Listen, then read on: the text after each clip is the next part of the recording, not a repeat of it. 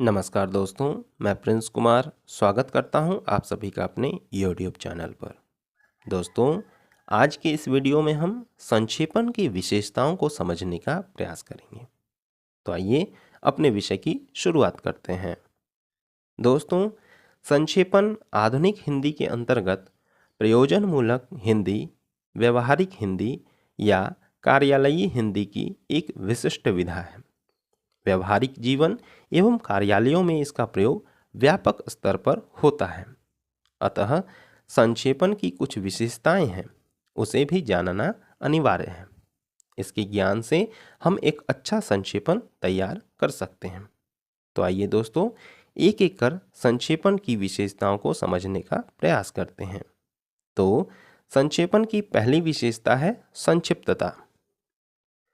दोस्तों, संक्षेपण का मूल धर्म ही है किसी विस्तृत तथ्य को कम से कम शब्दों में प्रस्तुत कर देना या कह देना। अतः संक्षिप्तता उसका सर्वप्रधान गुण है। इसके लिए संक्षेपणकर्ता को शब्दों का पर्याप्त, विशुद्ध और विस्तृत ज्ञान होना चाहिए, जिससे संक्षेपण करते समय उपयुक्त शब्दों के चयन में कठिनाई का सामना न करना पड़े। संक्षेपण की दूसरी विशेषता है एक सूत्रता। तो दोस्तों, कई बार ऐसा देखा जाता है कि संक्षेपणकर्ता बिना कुछ सोचे समझे किसी अवतरण के बीच बीच में से कुछ अंश लेकर संक्षेपण प्रस्तुत कर देता है, लेकिन उस संक्षेपण को पढ़ने से यह स्पष्ट नहीं होता है कि उस लेख या अवतरण में लेखक वास्तव में कहना क्या चाहता है। इसका कारण यह होता है कि उस संक्षेपण में तथ्यों या विचारों में एक सूत्रता नहीं रहती है। संक्षेपण में दिए गए लेख के मूल तथ्यों या विचारों का समन्वय आवश्यक है। संक्षेपण के अंश को पढ़कर ऐसा लगना चाहिए कि पूरे अनुच्छेद में कोई एक बात सुव्यवस्थित रूप में कही गई है, और यह तभी संभव हो सकता है जब संक्षेपण के वाक्यों में आदि से अंत तक एक सूत्रता रहेगी। दोस्तों, संक्षेपण की अगली विशेषता है पूर्णता। तो संक्षेपण को हमेशा पूर्ण होना चाहिए। कहने का अर्थ है कि संक्षेपण में व्यक्त विचार इस प्रकार से पूर्ण हो कि उन्हें समझने के लिए अन्य संदर्भ की आवश्यकता न पड़े। इस बात का खास ध्यान रखना चाहिए कि उसमें कोई महत्वपूर्ण बात छूटे नहीं और अनावश्यक बात जुटे नहीं। उसमें अपनी ओर से न कुछ बढ़ाया जाए और न कुछ घटाया जाए। उसमें मात्र उतनी ही बातें हो जो मूल संदर्भ में व्यक्त है। संक्षेपण की अगली विशेषता है स्पष्टता। तो दोस्तों, प्रायः संक्षिप्तता के लिए हम स्पष्टता को भुला देते हैं, लेकिन यह अनुचित है। संक्षेपण के लिए यह आवश्यक है कि उसका अर्थ और मूल भाव स्पष्ट हो। कहने का अर्थ है कि दिए गए अवतरण का संक्षेपण ऐसा हो कि उसे पढ़ने से मूल अवतरण में व्यक्त विचार और अर्थ स्पष्टता तथा सरलता से स्पष्ट हो जाए।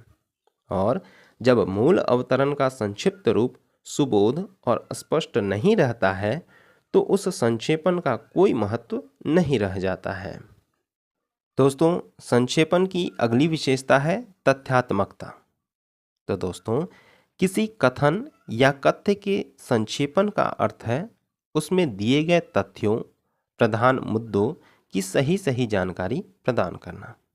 संक्षेपण करते समय यदि केवल मूल अवतरण के आदि, मध्य और अंत के प्रमुख वाक्यों को चुनकर जोड़ दिया जाए, तो इसके जो मूल तथ्य सामने आने चाहिए थे वे शायद नहीं आ पाएंगे।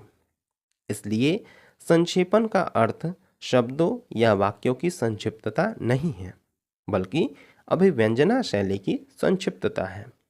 अतः मूल कथन के सभी तथ्यों का संक्षेपण में रहना आवश्यक है। संक्षेपण की अगली विशेषता है क्रमबद्धता। तो दोस्तों, संक्षेपण के लिए यह आवश्यक गुण है कि भाव और भाषा प्रवाहपूर्ण हो, क्योंकि भावों की क्रमबद्धता और भाषा के प्रवाह के अभाव में संक्षेपण हो ही नहीं सकता है। संक्षेपण को पढ़कर कभी ऐसा नहीं लगना चाहिए कि उसमें इधर उधर के जोड़ तोड़कर विचारों को चिपका दिया गया है। इसलिए उसमें क्रम या एक सूत्रता का होना परम आवश्यक है। संक्षेपण की अगली विशेषता है शुद्धता। तो दोस्तों, संक्षेपण में भाव और भाषा दोनों की शुद्धता अनिवार्य है। शुद्धता का अर्थ है कि संक्षेपण में वैसे ही तथ्य या विषय लिखे जाएं जो मूल अवतरण में है। कोई भी बात अस्पष्ट या ऐसी न हो जिसके अलग अलग अर्थ लगाए जा सके। इसमें अलग से टीका टिप्पणी नहीं करना चाहिए। संक्षेपण की अगली विशेषता है भाषा की सरलता। तो दोस्तों, संक्षेपण के लिए यह बहुत ही आवश्यक है कि उसकी भाषा सरल और परिष्कृत हो। उसमें क्लिष्ट या कठिन जटिल शब्दों का प्रयोग नहीं होना चाहिए। भाषा किसी भी परिस्थिति में अलंकार युक्त न हो। जो कुछ भी लिखा जाए वह साफ सुथरा हो।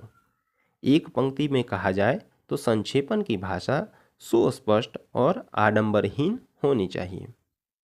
तो दोस्तों, इस प्रकार से आज के इस वीडियो में हमने संक्षेपण के विशेषताओं को जाना। आपको यह विषय कैसा लगा, कृपया कमेंट में अवश्य बताएं।